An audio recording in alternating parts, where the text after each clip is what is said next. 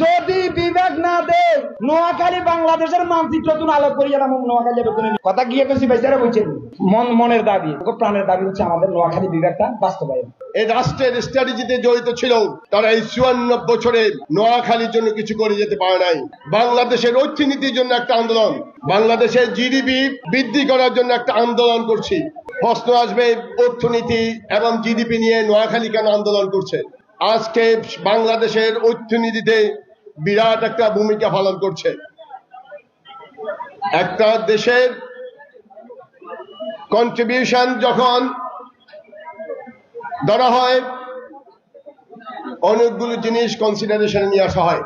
আমাদের নোয়াখালীবাসীর মানুষগুলো যখন দেশের সর্বত্র রেমিটেন্স থেকে শুরু করে, ব্যবসা বাণিজ্য, শিল্প, কলকারখানা থেকে শুরু করে এদেশের সর্ব জায়গায় আমাদের অবদান রেখে যাচ্ছে।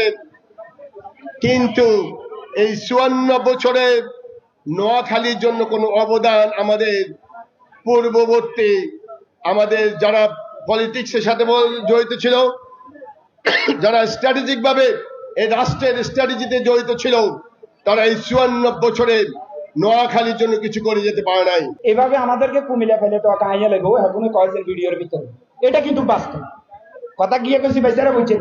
তো আমি কথা কিন্তু আর বেশি বাড়াইতাম না। মনের দাবি প্রাণের দাবি হচ্ছে আমাদের নোয়াখালী বিভাগটা বাস্তবায়ন। এই নোয়াখালী বিভাগ যদি বাস্তবায়ন না হয়, ও সাদিক কাহিনী যে কইছে নোয়াখালী কিন্তু কান্নের বিভাগ না একটা রাষ্ট্র হইবার ক্ষমতা রাখে। আলোক করি এলাম যদি বিভাগ না দে নোয়াখালী বাংলাদেশের মানচিত্র তুন আলোক করি এলাম নোয়াখালী এটা হচ্ছে চিরন্তন সত্য কথা। আজকে দীর্ঘ এত বছর পর্যন্ত আমাদের নোয়াখালী বিভাগ নিয়ে সংগ্রাম চলতেছে, আপনারা একটা লোকও কিন্তু আমাদের আশ্বাস দিতেছেন না কেন রে ভাই? নোয়াখালী বিভাগ বাস্তবায়ন করে যাবো ইনশাআল্লাহ।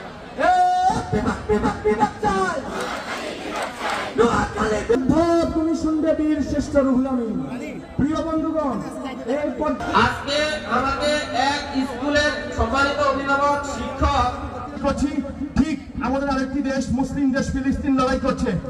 আমি সবাই নোয়াখালী বিভাগকে আজকে আপনাদের সামনে আমি ইনশাআল্লাহ খুব শীঘ্রই নোয়াখালী বিভাগ হবেই হবে।